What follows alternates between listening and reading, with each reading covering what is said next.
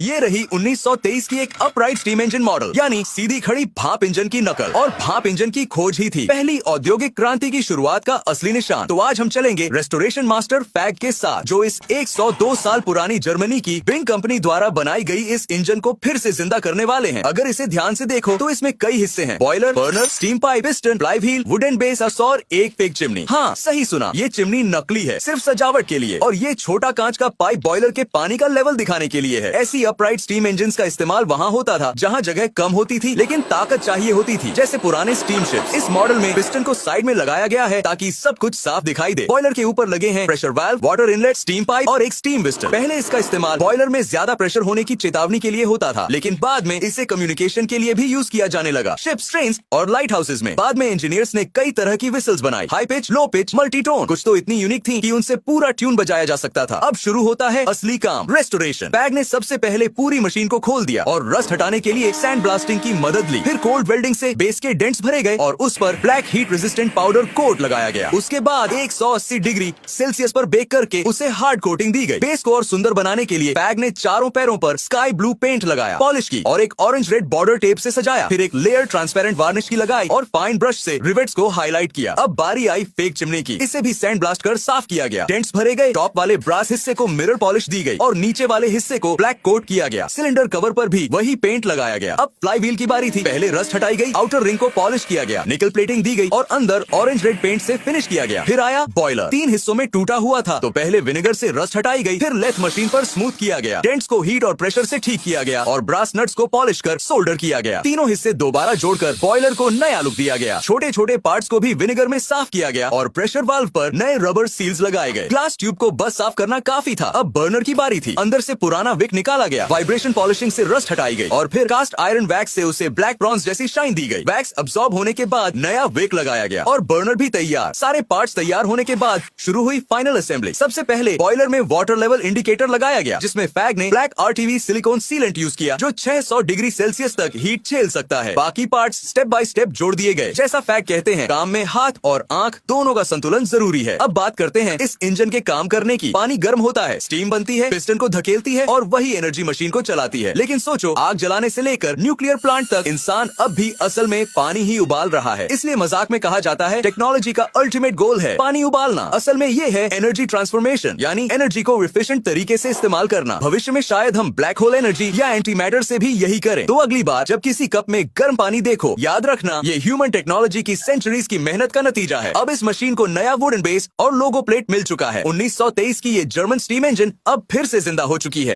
ये रही 19